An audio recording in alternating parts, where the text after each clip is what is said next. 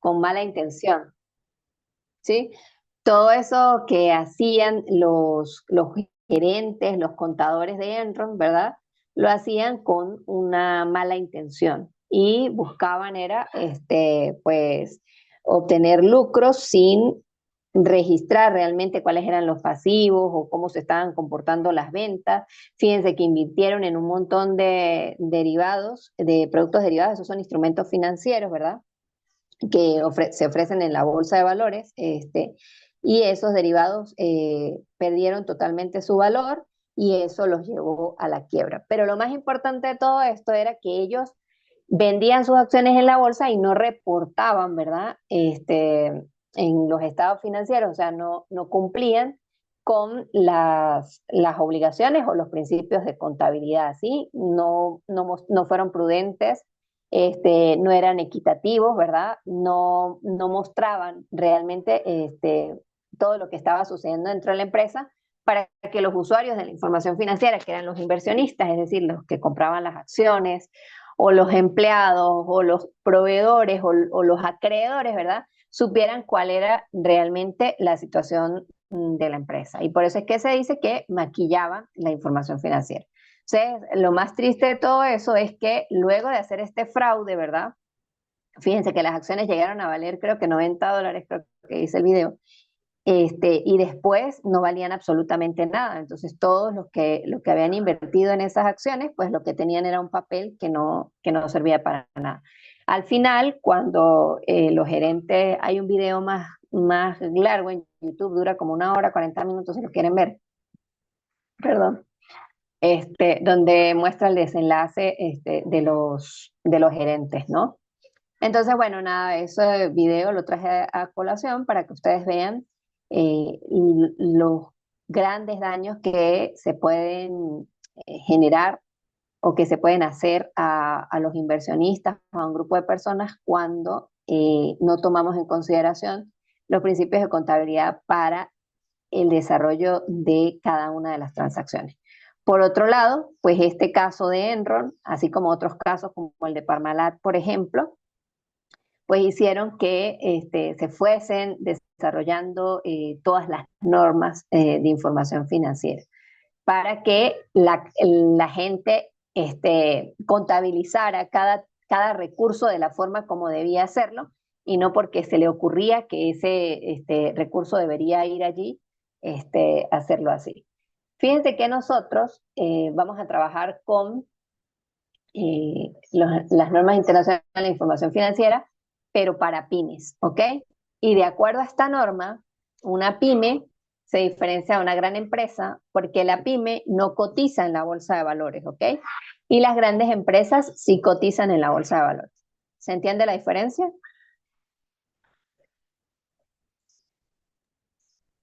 Sí. Ok.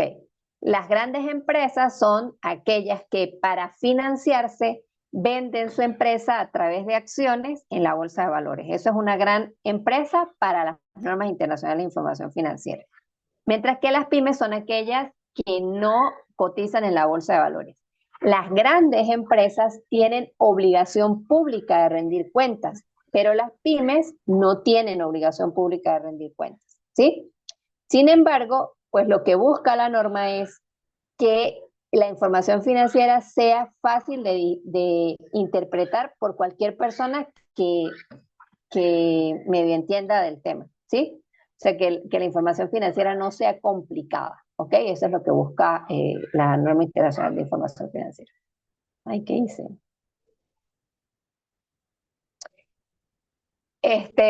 Hoy les voy a mostrar cómo es la NIF para pymes y cómo es su estructura, ¿sí? Ustedes la pueden ver, la pueden hojear, por favor estudien, o sea, revisen el material, que todo eso está allí, es para que ustedes lo revisen, ¿ok? La NIF para pymes, ¿verdad? Es un libro que contiene 34 secciones, ¿ok? Ay, Dios mío, señor, ¿qué hice con esto? Aquí está. La NIF para pymes es un libro que contiene 34 secciones. Nosotros vamos a trabajar con esta sección, que es la tercera edición del año 2025, ¿sí? Hay una del 2015, una del 2019 y una del 2025. Si nosotros vemos cómo está constituido este libro que tiene 295 páginas, ¿verdad?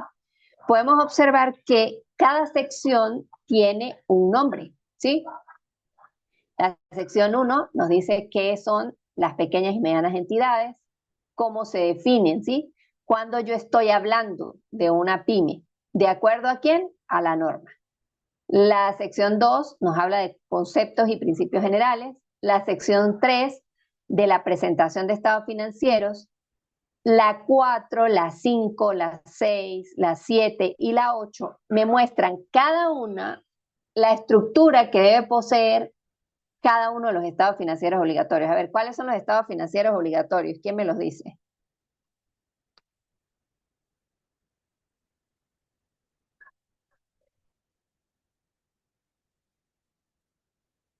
El estado de situación financiera. ¿Cuál más?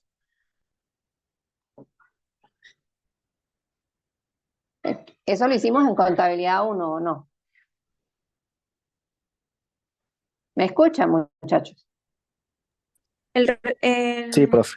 el estado de situación financiera, creo que el Ajá. estado de resultado integral, El estado de resultados, ajá. estado de cambio en el patrimonio. Es que Ajá. creo que, por ejemplo, el estado de resultado creo que se dividiría, Sí, el estado de porque ya, resultados se divide en dos. ajá, el estado de flujo en efectivo y las notas en los estados A financieros. los estados financieros. Esos son los 5 estados financieros obligatorios. Entonces, vean, la sección número 1 habla de la definición de pequeñas y medianas empresas. La sección 2 de algunos conceptos y principios generales que se deben utilizar, ¿verdad?, para la elaboración de los estados financieros. La sección 3 nos habla de la presentación de estados financieros y de la sección 4 a la sección 8 me muestra la estructura que debe tener cada uno de los estados financieros obligatorios, ¿sí? Que como dice la compañera, son el estado de situación financiera, el estado de resultados integral, el estado de cambios en el patrimonio, el estado de flujo efectivo y las notas a los estados financieros. La sección 9 y la sección 10 habla acerca de lo que son los estados financieros consolidados y políticas contables, estimaciones y errores, cómo se deben estimar. Y a partir de la sección 11, ¿verdad? Empieza a revisarse cada uno de los tipos de activos que puede tener una empresa, ¿sí? Los activos, ¿verdad? Son los recursos que posee la empresa y que nos pueden generar un ingreso. Estamos claros con eso, ¿verdad? Sí, profe. Sí, profe. Pero esos activos, ¿verdad? Yo tengo el recurso, pero yo tengo que agruparlo dentro de una partida general, ¿sí?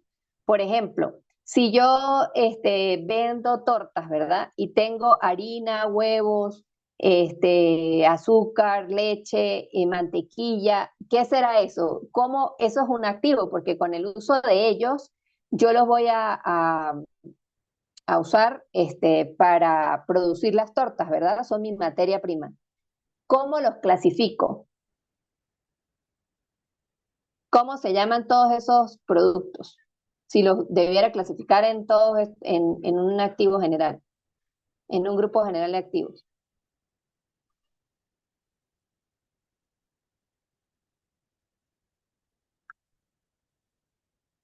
Como inventario, ¿verdad? Sí. ¿Qué pasó? ¿Se les olvidó? ¿O qué? Pero si en esa misma fábrica de tortas yo tengo una nevera, una cocina, un lavaplatos, un grupo de ollas, de moldes, de batidoras, ¿cómo clasifico esos activos de forma general? En inventario. No, Como propiedad, planta y equipo. como propiedad, planta y equipo, Rafael. Exacto. Entonces, ¿qué pasa? Lo que dice la NIF para pymes, cada una de estas secciones a partir de la 11, ¿verdad? Es qué voy a considerar yo cada vez que veo un recurso para clasificarlo como propiedad planta de equipo, como propiedad de inversión, como inventario, ¿sí? Como activos intangibles, como, vea, ah, cómo puedo considerar, o qué considero para clasificar pasivos y patrimonio neto, cómo selecciono los ingresos por contrato al cliente, cómo calculo los costos por los préstamos, cómo hago el pago basado en acciones. Entonces, lo que hace esta norma, ¿verdad? Es decirme cómo voy a agrupar los recursos que poseo dentro de la contabilidad. Entonces, les voy a mostrar, por ejemplo, lo que son los inventarios, que es una de las secciones como que más fáciles de ver. La sección 13 está en la hoja 112, ¿sí? Para que ustedes vean de qué trata esta NIF para pymes.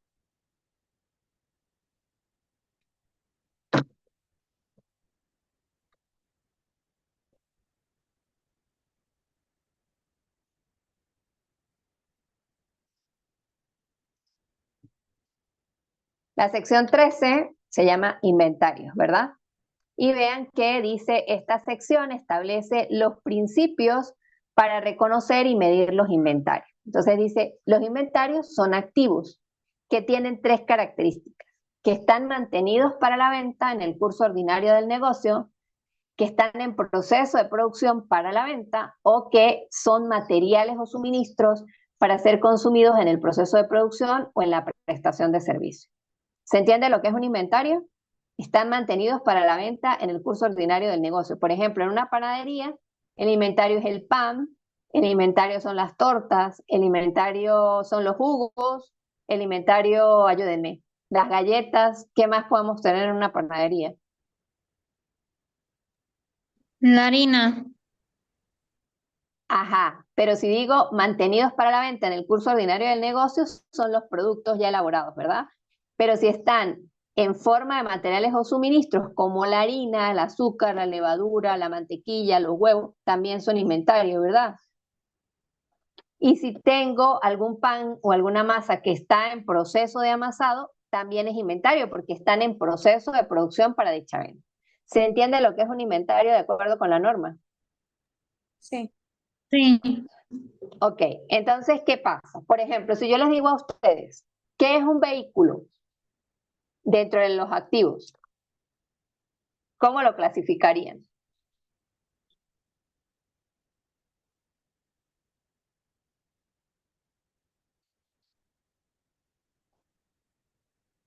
Hola, ¿están ahí?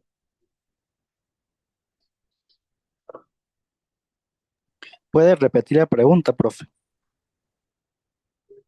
¿Cómo se clasifican, eh, cómo se clasifican los vehículos de acuerdo, o sea, si yo les digo a ustedes qué es un vehículo dentro de la clasificación de activos, ¿cómo lo clasificarían?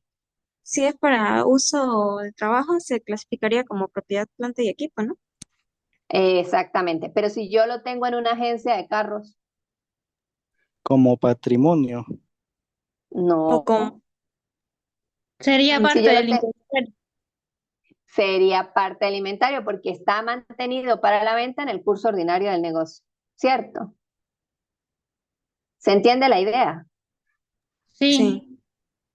Ok, entonces, ¿para qué nos sirve la norma? Para saber cuál es la definición real de inventario y para clasificar los recursos que posee la empresa dentro de los grupos, ¿verdad?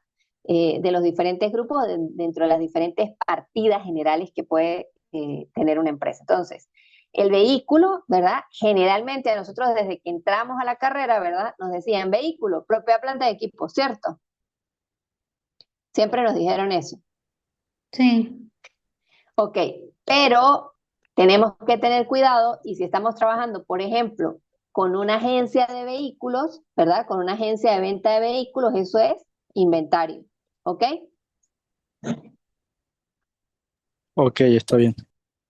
Ok. Ok, entonces, otro ejemplo, por ejemplo, otro ejemplo que les puedo dar Bueno, aquí en la norma dice cómo se miden los inventarios, ¿verdad?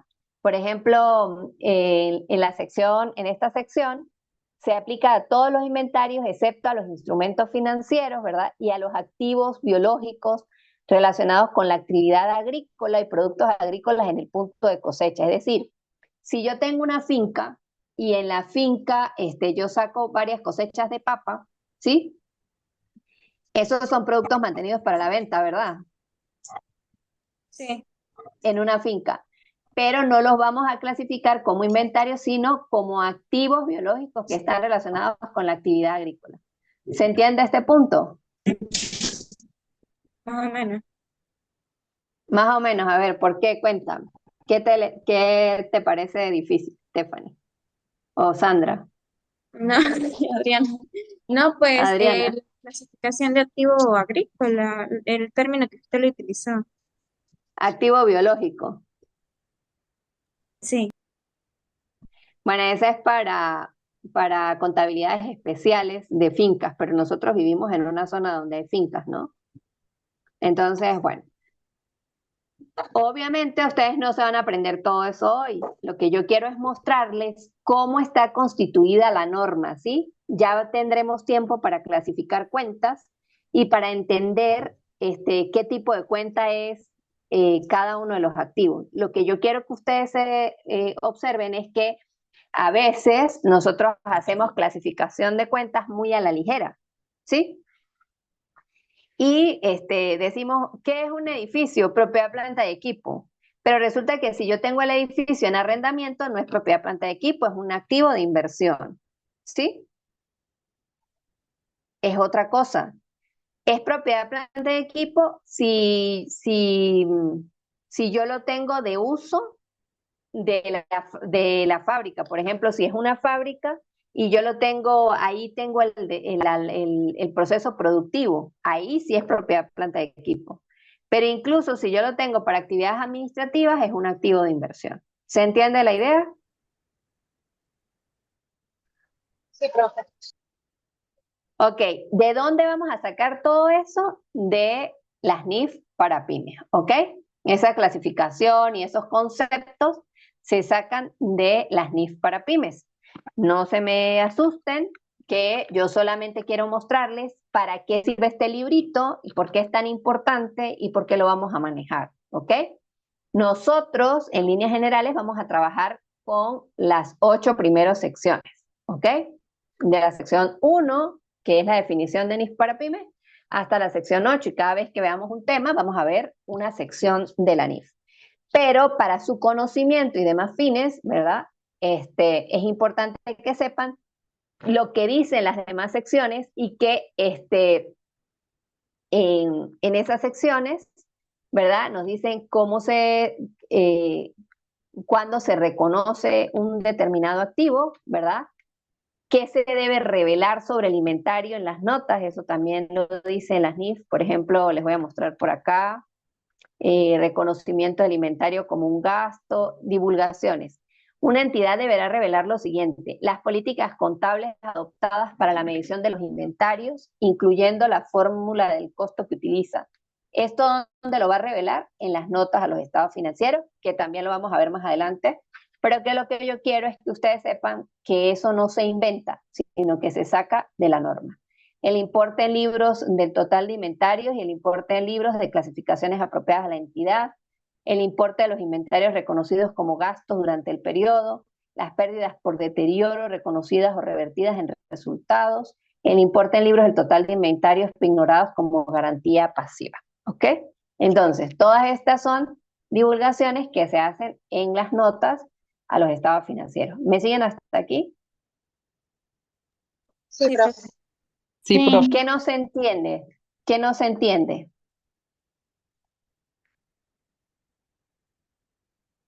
Con confianza. Lo máximo que puede pasar es que yo no sepa responderles y lo investigo después. Pero si hay algo que no se entienda, este es el momento.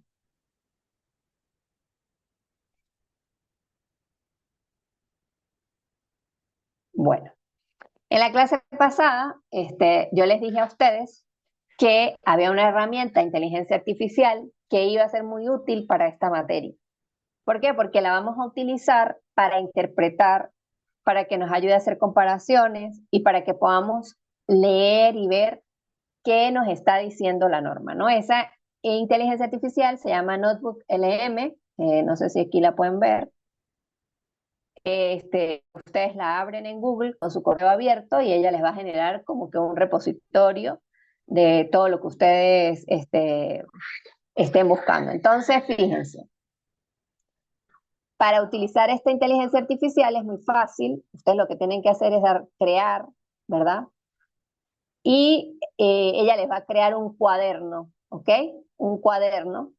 Ustedes van a tomar eh, ese archivo que necesitan. En este caso, yo quiero cargar las NIF para pymes.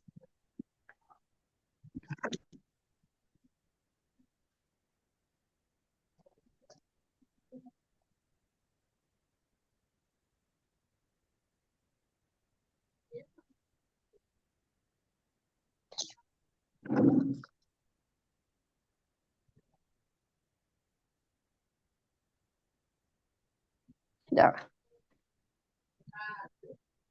Completa NIF. Bueno, aquí están las NIF pymes 2015, ¿no? Y bueno, la inteligencia artificial hace un resumen de lo que trata el documento, ¿verdad? Y yo puedo utilizarla para hacer comparaciones, para estudiar una sección, para, para hacerle preguntas sobre algo que yo no entienda de esta sección, sobre todo cuando habla de reconocimiento, medición y algunos conceptos que para mí sean difíciles de entender. Pero obviamente pues ustedes tienen que revisar la norma, ¿verdad? Y seguir la clase para que puedan como que tomar qué es lo que quieren preguntarle a la inteligencia artificial.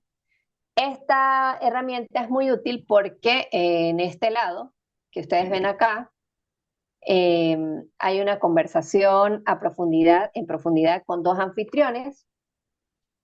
Si usted en este momento, bueno, todavía no ha cargado el archivo, no ha cargado por completo, pero ustedes pueden, ok, personalizar, ustedes le pueden decir a la inteligencia artificial, necesito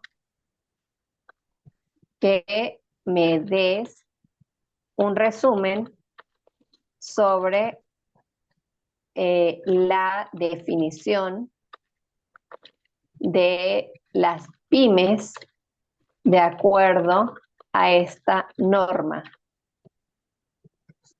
Este resumen es fundamental que sea en español, en idioma español.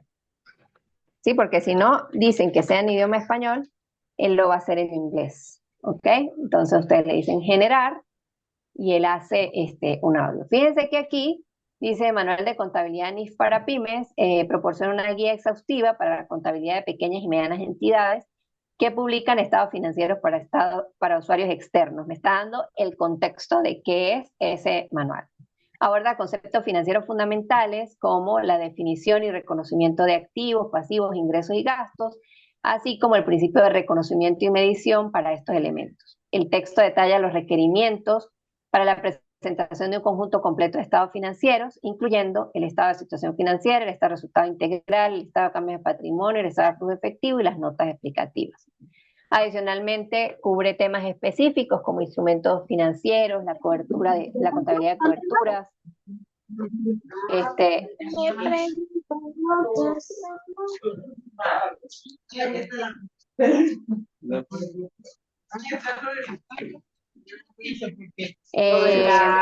Kailerín. ¿Alguien? Pero como el lenguaje este huele siempre como a junta. Génesis. Génesis. Génesis tiene el... Ok. Dice que las propiedades de inversión las propiedades, planta de equipo, los activos intangibles, la combinación de negocios, los arrendamientos, las privaciones y contingencias, las provisiones y contingencias, el patrimonio, los ingresos de actividades ordinarias, las subvenciones del gobierno, los pagos basados en acciones, etcétera, etcétera, etcétera. ¿Ok?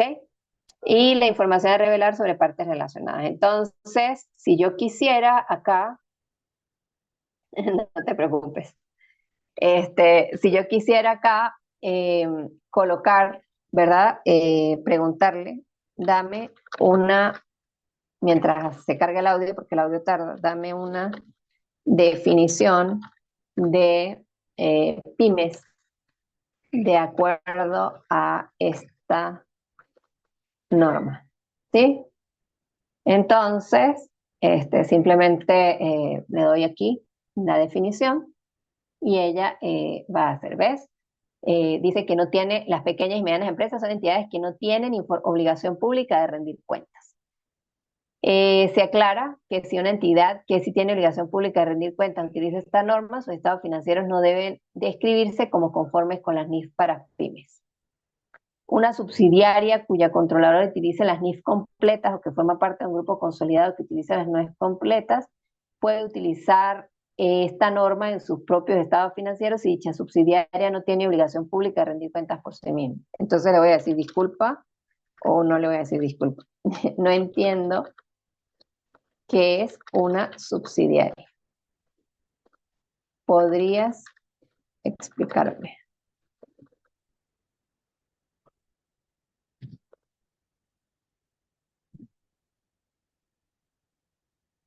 Una subsidiaria es una entidad, ¿sí? Una organización. Esto incluye entidades que no tienen forma jurídica de sociedad, como por ejemplo las entidades de carácter personalista en algunas jurisdicciones. La característica fundamental de una subsidiaria es que es controlada por otra entidad. Esta otra entidad que ejerce el control es conocida como controladora. El control se define como el poder de dirigir las políticas financieras y de operación de una entidad con el fin de obtener beneficios de sus actividades. La norma detalla que este control se describe en la sección 9, estados financieros consolidados y separados. Se presume que existe control cuando la controladora posee directa o indirectamente más de la mitad del poder de voto de una entidad, aunque esta presunción pueda refutarse si una subsidiaria es una entidad que puede tener o no forma jurídica, que está bajo el control de otra entidad, la cual se llama controladora. El control implica la capacidad de dirigir las políticas financieras y operativas para obtener beneficios. ¿Ok? Entonces, bueno, cada vez que yo no entiendo un concepto, ¿verdad? De un punto, puedo ir al otro. ¿Ok? Si una controladora por sí misma no tiene obligación pública de rendir cuentas, puede presentar sus estados financieros separados de acuerdo con esta norma, incluso si presenta sus estados financieros consolidados de acuerdo con las NIF completas u otro conjunto. ¿Qué son estados financieros consolidados?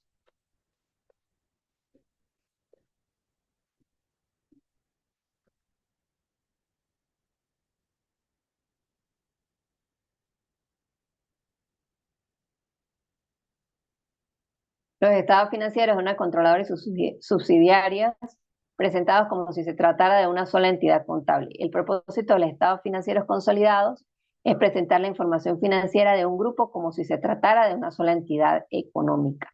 ¿Entienden lo que es una subsidiaria y una controladora?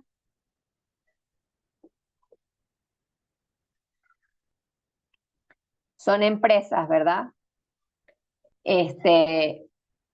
Que se han hecho en un consorcio, ¿sí? De un grupo de empresas, pero la subsidiaria está bajo las decisiones de la controladora, ¿sí? Entonces es como una empresa más pequeña dentro del grupo, ¿ok? Luis, Natalia.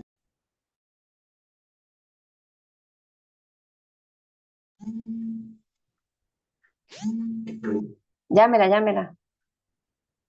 Llámela. Ok, ok. Entonces, bueno, esa es la diferencia. Ustedes van a hacer un análisis comparativo, ¿verdad? Yo les voy a dejar la actividad para que ustedes hagan un análisis comparativo entre las NIF para grandes empresas y las NIF para pymes, utilizando esta herramienta de este notebook de Google. ¿Les parece? ¿Cómo les parece la herramienta? ¿Ya la habían utilizado? No, No, profe. ¿Y cómo les parece?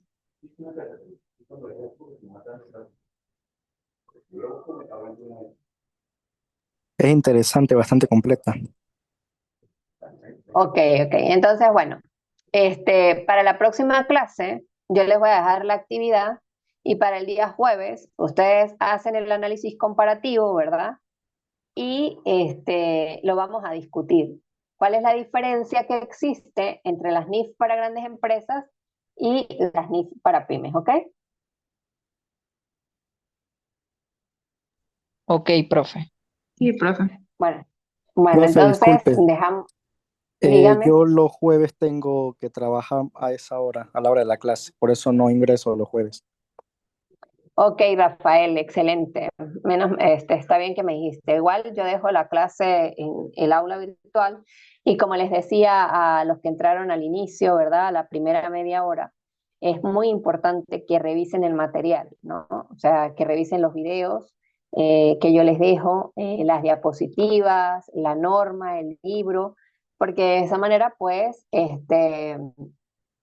van cumpliendo con el propósito de entender la asignatura. Adicionalmente, es fundamental que ustedes copien, tomen notas, ¿sí? Porque esto no es una película, es una clase. Entonces es muy importante que ustedes se sienten en un lugar adecuado, en una mesa adecuada. No te rías, que es verdad.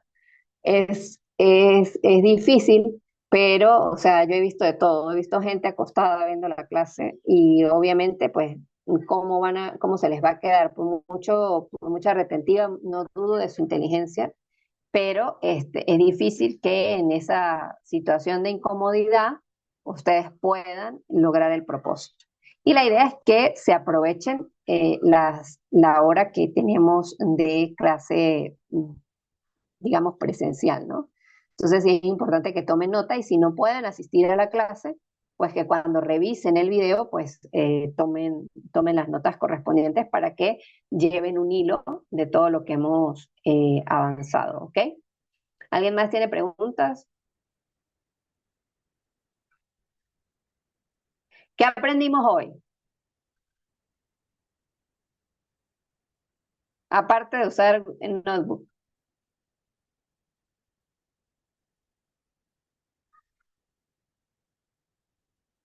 Bueno, lo que A vi ver, fue los un chicos. poco dónde colocar los asientos contables, que si lo que ve en el inventario, propiedad, planta y equipo, ese tipo de cosas.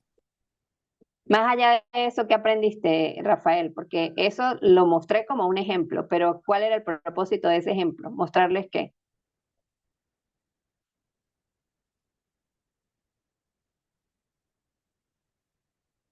No sé, profe, disculpe. ¿Para qué servía la norma? Ah, ok, está bien.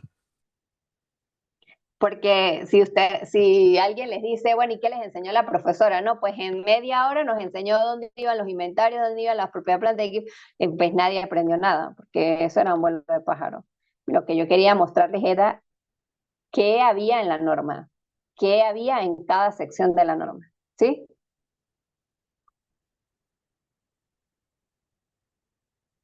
¿Me siguen? Sí, Sí, profe. profe. Bueno, Sí. espero que sí.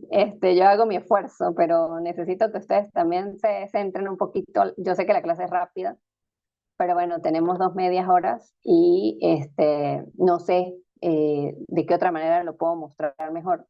Pero sí les pido que por favor pues se centren un poquito más, ¿sí? Si tienen ruido, si tienen algún elemento que los distraiga, pues por favor busquen la manera de salirse un poquito de eso para poder